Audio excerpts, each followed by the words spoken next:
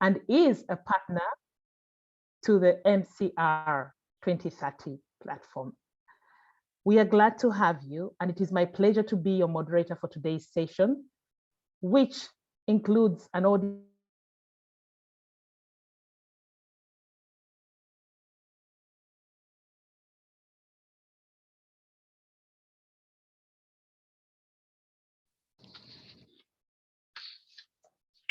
Yeah, hello, dear colleagues. I think we've just lost Gertrude for the moment, so I'll just step in until we get her back. So my name is Andy McElroy. I work for the United Nations Office for Disaster Risk Reduction and at the Making Cities Resilient 2030 Secretariat based in Incheon, Republic of Korea. So as Gertrude was saying, and as I say, hopefully she'll be rejoining us from Arusha, Tanzania shortly. This is the first webinar in our Risk to Resilience series, which is focused on building a local climate of success. And we're really delighted to have in our first of the series today, and thank you very much for joining from all corners of the world. We're really delighted to have first Mr. Jakub Mazur, who's the Deputy Mayor of Wrocław in Poland. And Gertrude, are you back? Can you hear us and see us? Thank you very much. Sorry about that. I think we're having a bit of a weather problem, but I hope it will settle down and continue quite well. And I note that you had introduced the Mayor Jakub Mazur from Wrocław, but I wanted to take note that our webinar is launched during COP27 that is currently taking place in Sharm El-Sheikh in Egypt, and the government of Egypt wants to scale up global initiatives under 15 thematic areas, one of which is sustainable cities. And this is what brings us here today. For cities around the world are indeed experiencing unprecedented period of fragility and uncertainty. We've gone through in the recent, as we came to the end of the year, we've gone through storms, we've gone through heat waves, drought, and these are things that we have been dealing with, and we look forward having in particular answers to how these climate fuel disasters can be prevented and can be predicted and handled with in time. So going forward, I'm happy to introduce, like you've already done, Mayor Jakub from Wrocław, who is going to share with us more about the greening initiatives they've been undertaking as part of their moving from climate risk to resilience. Welcome, Mayor. You will have an introductory intervention of around 10 minutes, after which we will have the next presenter from Kampala City Council, Ms. Agnes Bugaba, who will tell us more about the Kampala's interventions as an active participant of MCR 2030, but what they've done at Kampala City to handle their resilience agenda. So welcome, Mayor Jakub. Please take the floor. Hello, Gertrude. It's so nice to see you. We had opportunity to see each other in Incheon. It was a month ago, gorgeous time when we had, as a Wrocław, very honored to become resilience hub, making city resilience 2030. And it is a privilege for us to share with you some of our experience, but also hopes for demanding times that we are appearing. I must say at the beginning, some kind of reflection is coming to my mind after first days of COP27 in Sharm El-Sheikh, because we do not observe the activity of the biggest players, first of all. I'm very happy that we have certain and African countries very active, and we are trying to tackle with these issues of what is the true value of our strategies here in Europe, in North America, in Asia, but also in Africa, to become, to build this kind of synergy. And I have high hopes to become united in this vision and also with action, because it's not only about policies, it's more about our activity, especially at the ground level. So let me start with the one kind of abstract question. How can you imagine how is it possible to extend your mid-sized city in 1/3 in just a couple of weeks with providing, let's say, all the communal services at the same level without any tension, social, economical, logistical? So is it possible? You can keep it in mind, this question, but let me share with you experience of my city just from this year. We just experienced the energetical crisis here in Wrocław that rises the prices 5 times. 5 times in just a couple of months. It means that we are going to lose the tens of millions, hundreds of millions, spending on the same services that we used to provide. At the same time, we had another crisis of the main river was poisoned, and it was 3 months ago, and we still do not know the reason. But because of our previous resilience, because of some kind of awareness of what is going to happen, we've been prepared for that. 25 years ago, we had big flood in my city that changes everything, become a new story for my 1,000-year-old city. Very historical, but also future-oriented. And because of this, we started to think, okay, what are the chances to become a crisis resilient center for us in terms of being that kind of role modeling city, and what are the chances for us to have the synergy with other cities. And because of United Nations making city resilient 2030, we see there are a lot of opportunities. But the biggest challenge, and let's say partially answer to the question I just asked at the beginning, is 250,000 Ukrainians escaping from Russian aggression, because we are neighbors to Ukraine, appear in my city. It used to be around 700,000 inhabitants. Now, together with students, we are over 1 million population city. It means that in just 1 month, we need to extend our city in 1/3 in many dimensions. It means 50,000 of kids, how to relocate them, how to put them in our homes. And I must say that very proudly that we all put them in our homes. So we deliver this system as a society, not as a government, state government, more about the city organization and platform who is in charge of building that kind of connection and solidarity of bottom-up level. So this success means that we need to switch off some of our policies. It also regards to greenery, to Green Deal policies according to policy in Europe. And what it changed? It changed a lot because we started to think in completely different way. It is impossible to change these policies and even strategies in 1 week or 1 month, and to switch on the city on different level with 250,000 new inhabitants. You want to put them in residentials, in education centers, in public transport, in sustainable development of your city's long and short-term strategies. Is it possible? No, it's not. So we try to put it on different level of and way of thinking. So we organized the roundtable and invited all experts, politicians, internationally, and we produced some kind of new approach. This is white book presented to all actors and all 9 different sectors, from security to education, public health, and so on, and how to change it in from, let's say, short-term action to long-term strategy and become truly resilient. And not to forget about being in charge of green transition and energy transformation as well at the same moment.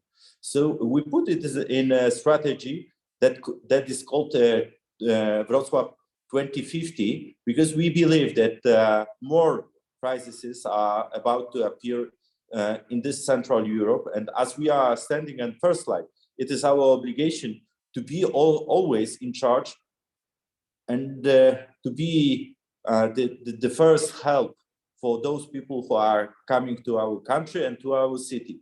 Very successful one, but also the city who is in charge of new, and one more time, 250,000 new inhabitants. And because winter is coming, we are expected at least 100,000 people more. So you can only imagine, it means that you have to switch from just your policies that you produced a year or 5 years ago, according to green transition, to completely new approach, because we want to remain on this green track,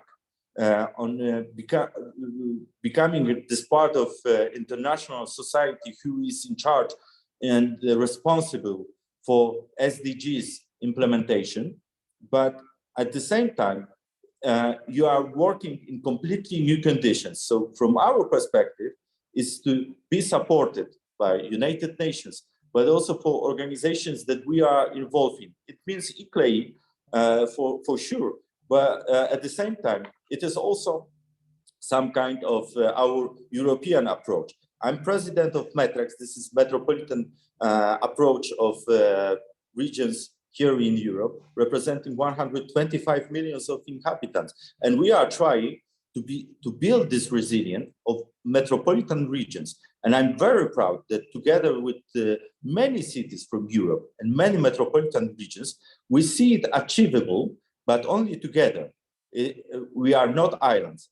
And from that perspective, I'm very grateful that MCR 2030 is present, is always supporting us with our efforts to become that kind of resilient hub. We are at the beginning of our path, but at the same time, we believe that it is doable and it is achievable with international support to become this resilient hub, also with this unpredictable circumstances as it appears.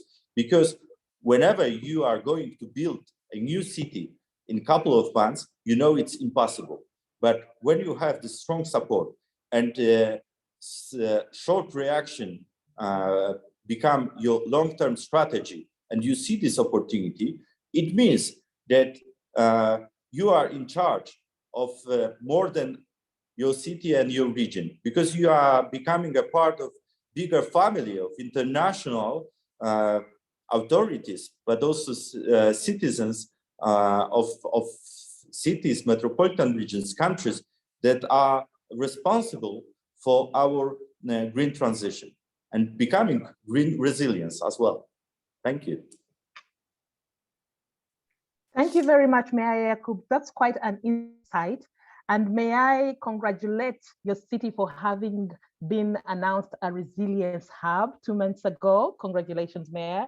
And that goes to show how much work you have put into making sure that you move from risk to resilience. Very interesting example.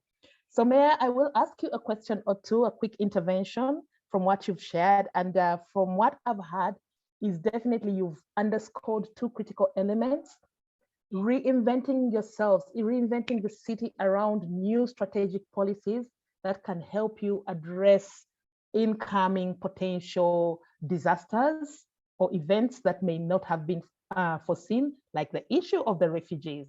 So that is quite interesting. And I noted that for you to do that, you had to call a round table of different stakeholders. I would want to dig in a little bit deeper. The role of government, because I know that local authorities do work and have linkages with national government programs. So in this agenda, I would love to hear a little bit more about the role of government, because you said all the initiatives you did were you owned by the city to settle the communities, to come up with new strategies. And I'm asking myself, where is government in all of this? Because at the end of the day, there should be coordination happening at that front. I would be quite keen to share with participants your perspectives on the role of government.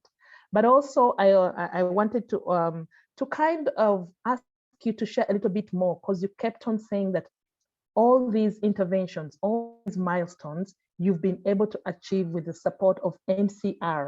And we have participants online who would be interested, perhaps, if they haven't already joined, or how to better the relationship, or how to better how they can benefit more from MCR. Tell us more how the city of Wrocław is benefiting from MCR and how they've been able to use the platform to move to from where they were to the success story of a resilience hub that you are today. Thank you. Yeah, thank you for these interesting questions. First of all, yes, it is. We all know that mostly 95% of solutions comes from, let's say, bottom-up initiatives, and it is done as well this time. There is some coordination on state level, but it's not, let's say, it's more about politics. It's more about supporting country to country than citizen to citizen. So it is in our hands how to build this new society, including 1/3 of new population from different country with some different cultural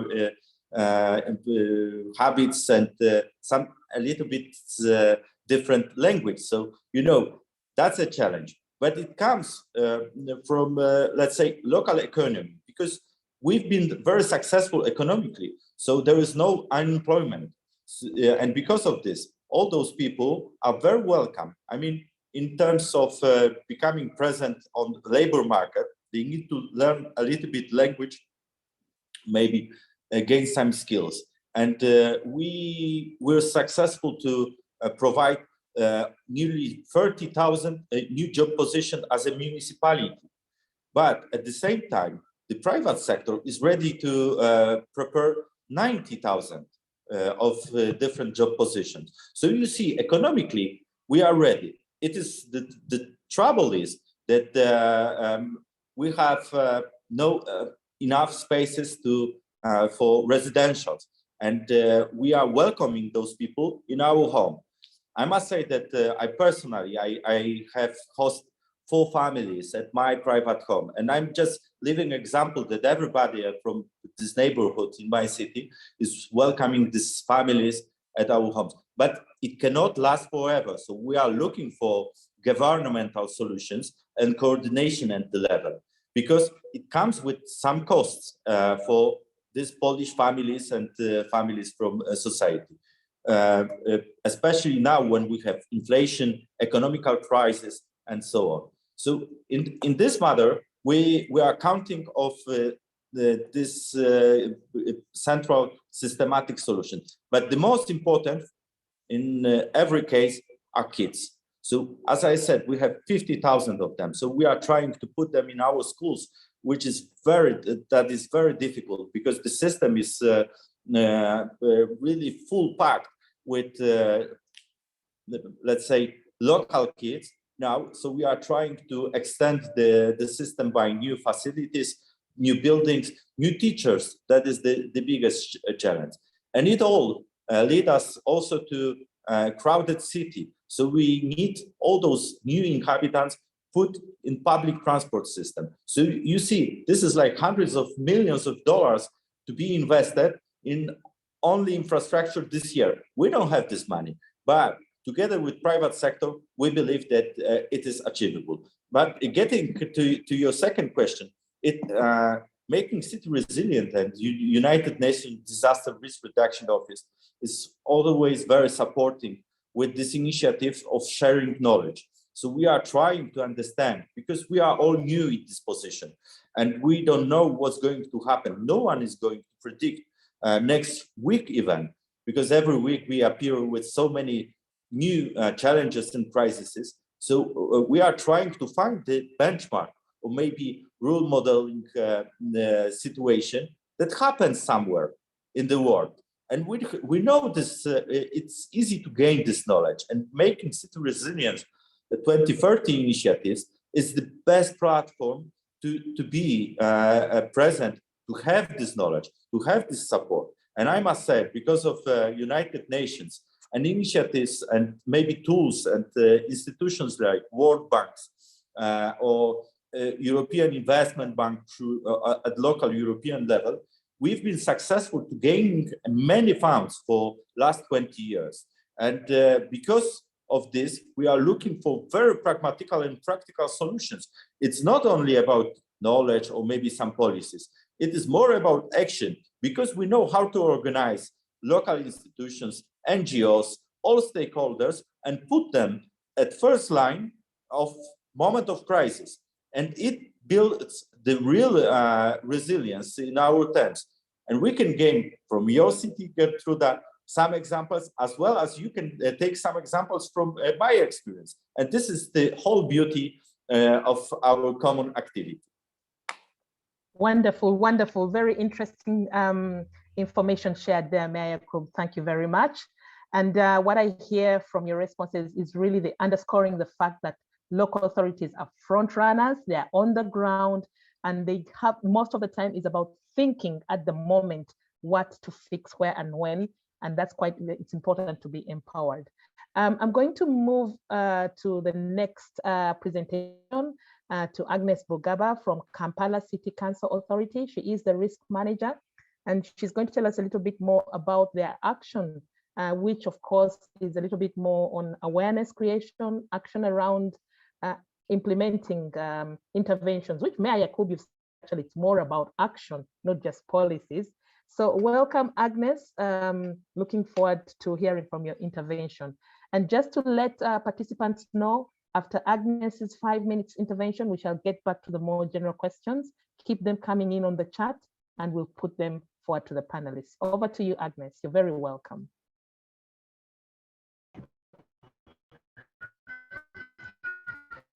Thank you very much, Gertrude, UNDR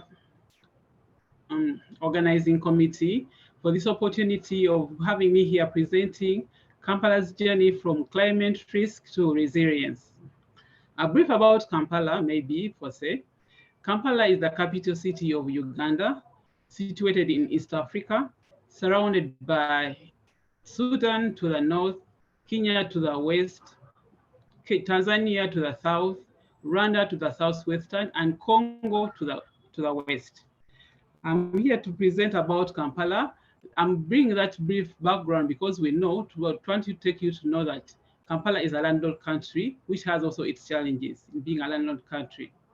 We as KCCA, we are given mandate to administer the operations of Kampala City.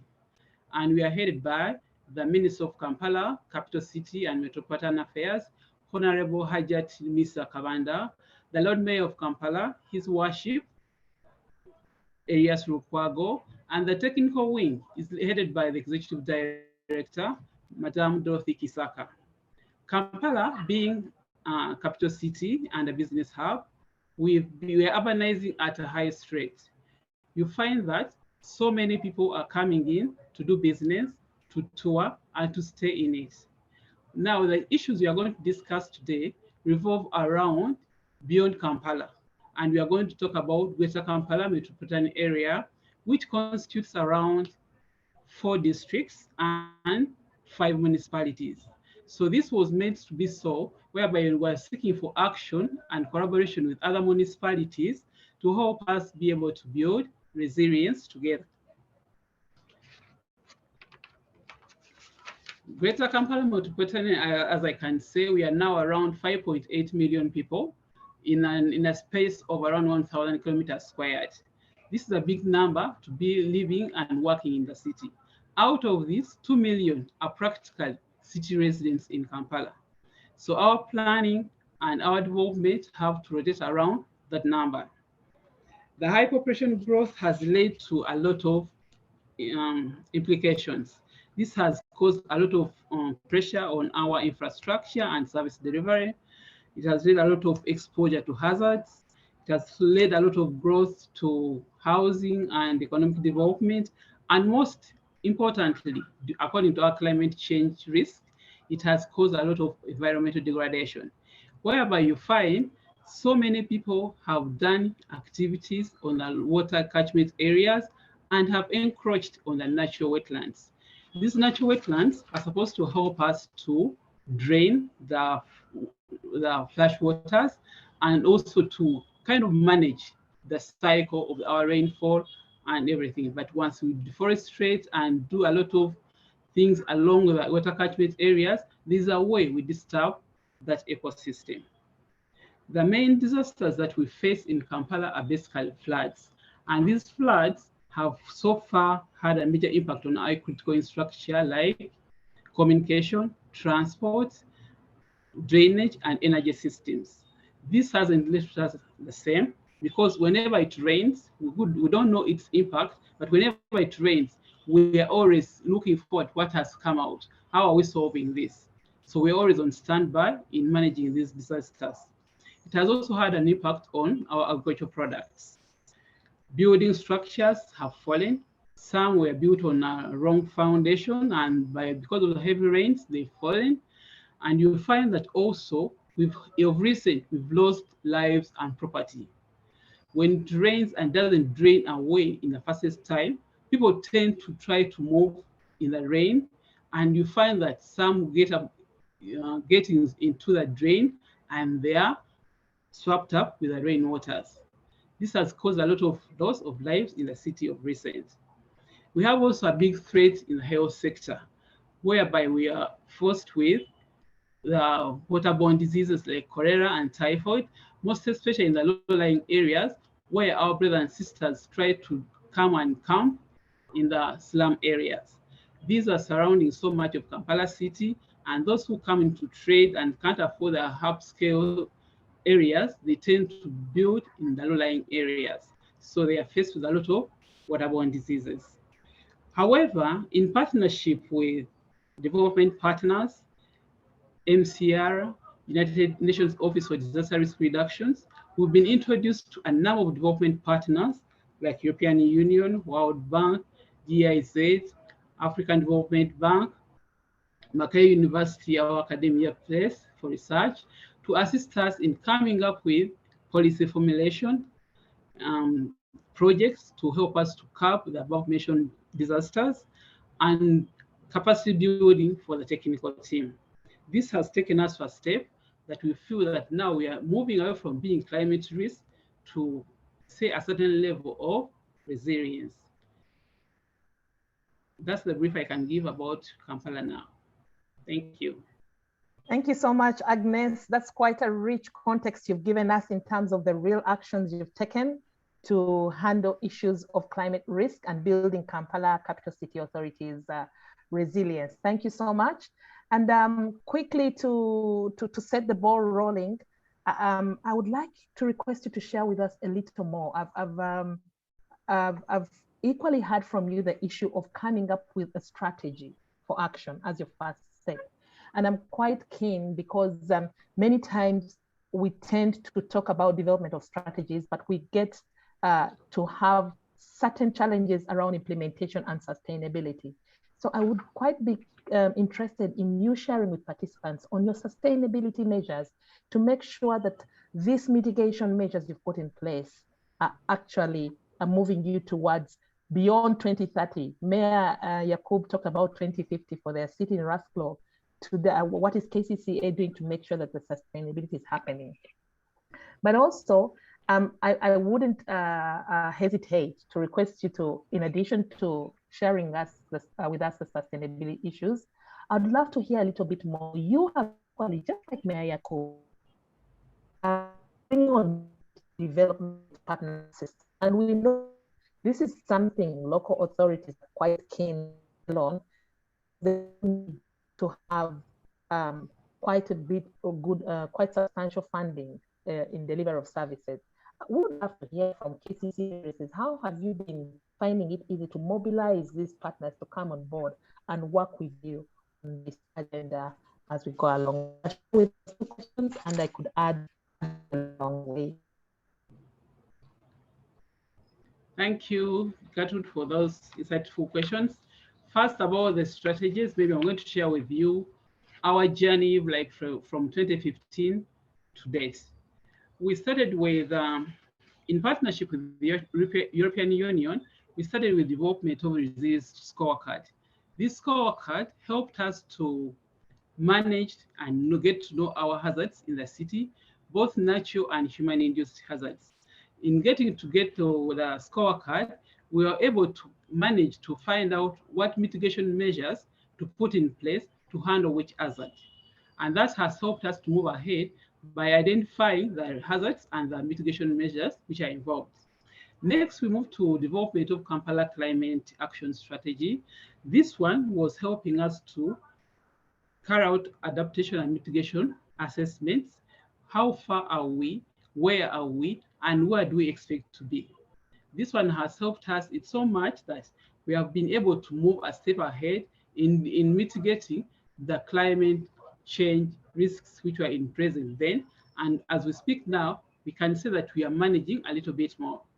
The action strategy, we also went into the sharing of low carbon and climate resilience strategy.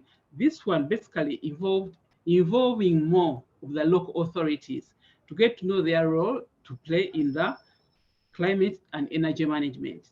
We started with a pilot project with Kasese and Entebbe, whereby the local authorities were so much involved and the communities in finding out what is the problem, where is it coming from, how can we address this problem, and it has really helped a lot, whereby it's now like a learning lesson, which we hope and wish to sell to other cities in managing climate risks.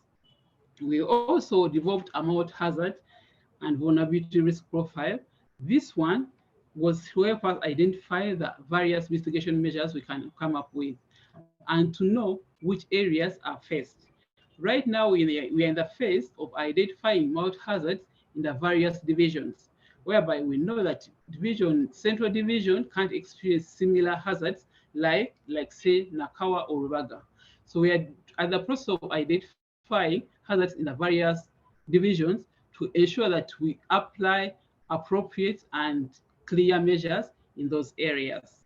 Of recent, we came up with a Kampala disaster risk and climate change action strategy, combining the two in order to help us understand them better and align them with our Kampala city strategy and the national disaster risk reduction program.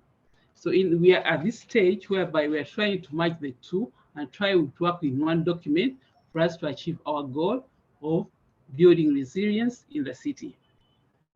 About the partners, your question wasn't clear, your network was not stable, but you talked about how the development partners come at play and how we get to them. With the assistance of MCR 2030 programs and the United Nations Office for Disaster Risk Reduction, we come up with proposals, project proposals, and we sell to them. They help us to coordinate us with our funding development partners like European Union, World Bank, African Development Bank, who help us to solicit for funds, and they're able to support our projects.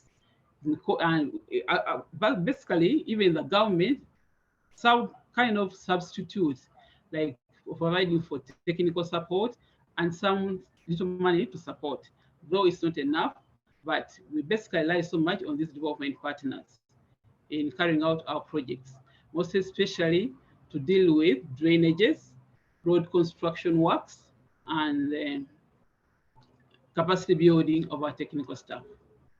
Thank you very much. Thank you, Agnes, for answering. The takeaway from last response is really underscoring the importance of development cooperation assistance and working with local authorities. I want to go back a little bit to Mayor Yakub. There is a question out here for you concerning your sharing. And the question is, how are the communities in your city reacting to the influx of people from Ukraine? When you've talked about increasing prices, which makes that cost of living a little bit difficult. Haven't you encountered any form of opposition? And how have you been able to explain to the citizens to accept working with you in this direction? Mayor Yakub. Yes, thank you. Thank you for that question, because this is our main concern. At the beginning, at February, we were very enthusiastic about welcoming. We had some polls, and it was over 90% who support the new community coming, who wanted to open not only hearts, but also homes and pockets to share with the new inhabitants, to make them integration part of our city. And it was wonderful, beautiful, the reaction of solidarity of those who are in need, especially that mostly it were women with kids. So, you know, after war trauma, it is always something that whenever you see it, you have to react. But it was the early springtime. So we were very moved. So as I said, 90% was in favor to do so, to support them, to donate materially, financially, in action as well. Now it's changing because times are demanding for these inhabitants. So after nearly 9 months, we see this, it's not 90%, it's slightly above 50%. And it's, as you see, so it's dropping down, as well as this antagonism. So those people who were against welcoming this new large number of refugees was 2% at the beginning. Now it's 12. So you see, it is changing. But still, whenever you ask, when you have this pulse, you see a lot of open hearts and open minds to see this opportunity change. The problem is that we know that in 1 year or maybe in 2 years, we all are going to be successful economically, demographically, even metropolitanity. But we are in need right now. So we need those several months to feel that kind of solidarity, or maybe to, you know, to share the resources that we have with newcomers. And that's a challenge because no one is willing to, you know, to resign from its comfort, its resources, its privileges. So I'm talking about crowded classes in schools. I'm talking about traffic on the street. I'm talking about rising prices, as you mentioned, for renting residentials. It's rising 70%. So it means a lot of money normal people are losing, regular inhabitants. And partially they are against newcomers, but they see that it's just temporary. So we are trying to educate them together with NGOs, together with some other parts and stakeholders, but also together with some organizations and coming from different cities all over the world to put this, let's say, education system on every level, from junior to senior, to make it understandable for Polish, Ukrainian, and for other nationalities who are living in our cities. It is very hard. And we know that for next month, we are going to expect a lot of tensions between those people who are in need and those who are against giving them anything from their pockets. So we are trying to put more motivated those who can afford to be supported during this time. From economical point of view, from let's say the economy part, we are prepared. But it is always about human feelings. It is always about emotions. And that's the biggest challenge. I must say that just referring to the words that Agnes said, that we have this opportunity to be supported with many international organizations. So let's say UNICEF is supporting us with organization skills, but also with money. They gave us more than around $10 million to support our schools directly, to prepare it for new pupils from Ukraine. And the United Nations with different agendas is also very supportive. So we can count on this, but instead of tens of millions, we should cover our city with hundreds of millions or even billions to provide all those communal services that normally we did for present inhabitants of our city. It is impossible. So we know that we are going to shrink our expectations and demands as a society, living here in a city for, let's say, 2 years maybe, and then we all are going to be successful and very happy with this great job we've done and great response to solidarity. And I must say that it is also preparation for the future. especially when we concern the next generation. I'm father of 2 teenage daughters, and I know that they are expecting, according to COP27 and information that are coming, huge change in the world, also in my city and in my country.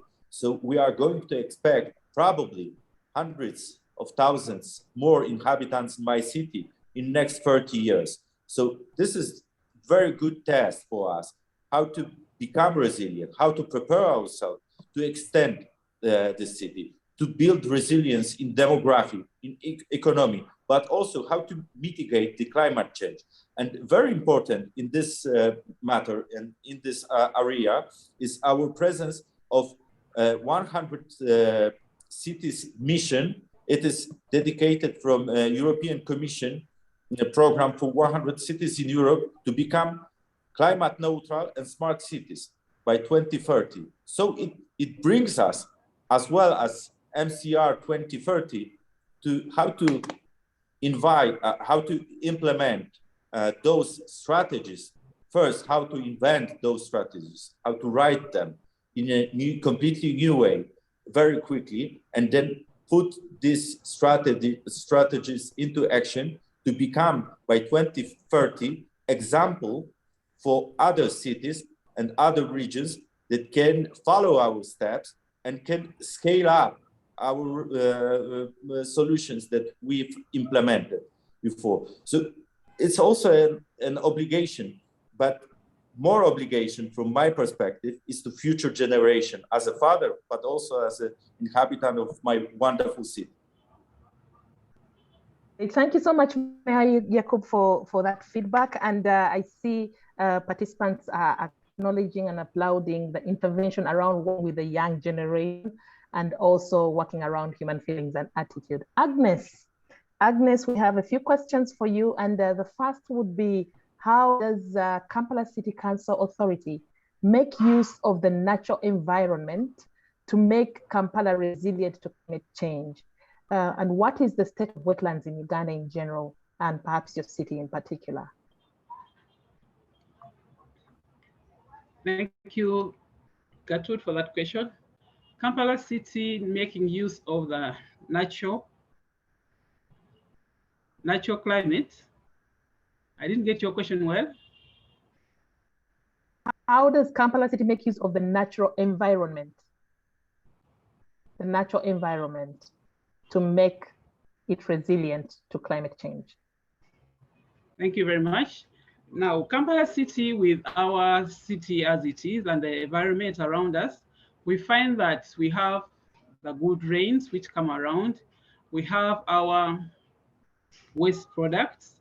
So we find that with these waste products we are having, we use them with development partners to come up with some good, bring it to good product use, whereby instead of collecting it and dumping it away, now we've come up with very good solutions of using these waste products, whereby we collect them, sort them out. Plastics are separated from the organic waste. Organic waste, now we use it and come up with organic manure, which are sold to our economy and the people who are doing agribusiness around town. And those afar can come and collect it from our processing plant. We also have the plastics, which are recyclable. So we hope ourselves by not spoiling the nature, and we carry out recycling plants and have products out of the waste garbage.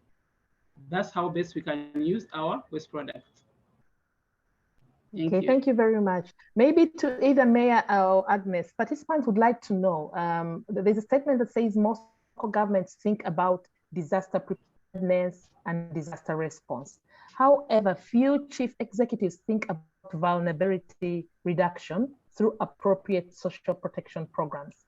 So we'd like to know, what are your thoughts on mainstreaming social protection to reduce vulnerability? Either of you can pick and share your responses to that.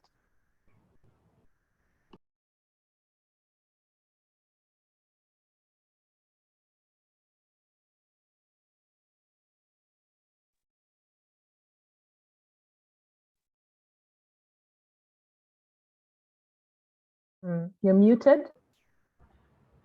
Okay, per se in Kampala, we are involving so much of our youth in the use of our products. We are training and reskilling our youth in so many things. Like now, as I said, in the organic place, our youth are taught how to make briquettes, which help us in the energy system. Instead of using charcoal or firewood, our youth are learning how to make those briquettes, which help us to save energy and also help us to clear our environment by not polluting. With these briquettes, you don't produce a lot of air pollution out of it, and they help them to earn also a living out of using those briquettes. We also train them in agribusiness. They carry out business on a small scale where they live or in their backyards, and they're able to sell those products. They also trained in making shoes, given small amounts of money to carry out trade, so that they are used in their youthful age. Thank you. Great. I'm going to have, dear participants, I'm going to have to turn off my video so that I can manage my internet out here. But I'll go on to Mayor Yakub. Do you have something to share around investing in social protection to reduce vulnerability? Yeah, I must say, especially now when we are all suffering about energy crisis, and it becomes also, it has its direct impact of economical situation of many of our inhabitants all over around the world. We are going to become self-sufficient in so many ways. So I just had the meeting with Finnish ambassador, and she said that Finland, for instance, is going to survive when they are cut off of any external resources for 18 months. So can you imagine any of our city to be self-sufficient for 18 months? It's impossible. But it took them tens of years to become such a successful country and the city. It is also because of its location and its mentality, its education and mindset of population. But being inspired by that kind of approach, we are thinking how to reduce our dependency of external factors, including energy, including food, including some kind of these resources that we have to import, and without them we could be lost in many dimensions. So getting back to social situation, I believe we are to our location. Yes, it is possible, and to energy, yes, but we are at entry level at every stage of those dimensions I just mentioned. And because of this, there is a huge work to be done. But we believe that with support of new technologies, we can make a big change and impact on every stage and every dimension, because it goes along with the social needs, with our perspective and the strategical view for the next 20, 30 years. And because of this, that we are late with some solutions, it's also an opportunity to be very efficient with resources that we have, to use them in a proper way. It means also to use waste that we've been gathering for so many years, to use resources that are around here, to reuse space, abilities, and funds that we already have, but make it more efficient. And it means true resilience, to look at new way of the scale and situations that we are presented in. And I believe that this approach is present in many very aware authorities, local authorities, and people who are in charge. And it unites us, and it brings us to this vision of common good future. Thank you. Thank you so much, Mayor, for that intervention. And one last question before perhaps we start thinking about our final thoughts, which I'm going to put to you, to both of you still. The issue of operating in silos. This concern, participants have brought in a question on what are your thoughts, either of you, Mayor and Agnes, what are your thoughts on how best to overcome working in silos, which is costly, especially for small developing countries and their municipalities. I notice, of course, you've talked about quite richly about working with your communities. You've talked about your engagements with civil society, particularly the mayor. You've talked about the private sector. Would love to hear more your thoughts on measures in place to do away with silo approach to working around building resilience of cities. Thank you, Gertrude. Like I mentioned in the brief about Kampala, we as the Kampala Capital City Authority, we're no longer thinking about Kampala City on its own, but in our planning and ensuring service delivery, we are looking at Greater Kampala metropolitan area, whereby we are involving all local authority leaders in those municipalities in our planning, and now coming up with strategies on how to develop which area and how to mitigate the risks involved. So we've left the business of working as Kampala City on its own, but we're now taking into perspective other municipalities as we are planning. And this has helped us to think and work together in order to be able to be in one unit. Thank you. Wonderful, wonderful. Mayor, would you like to share with us how you overcome the issue of working with silos?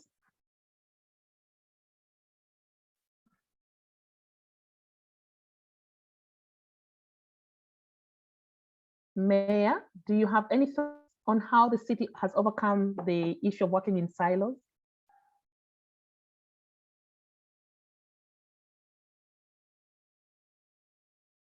Okay, I think we have an audibility issue with the mayor. I will go straight to wrapping up the session. It's been quite a rich session today. Quite great content here. And hey, this is what MCR 2030 is about providing you with the information you need to work with as you build strategies around preventing disaster and building resilient cities.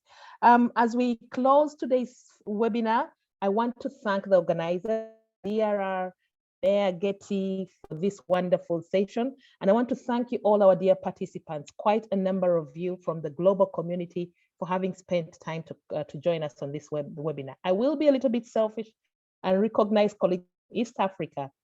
Thank you for joining in. I'm sure that the information here will be good for our region. And this is why we chose to join this platform as partners, but looking forward to our cities being active members of this platform. We've heard how MCR 2030 has helped Rasclaw City and Kampala City to work on their resilience journey with a lot of information, lots of partners to find there, and great capacity building around proposal writing, and real action-oriented intervention.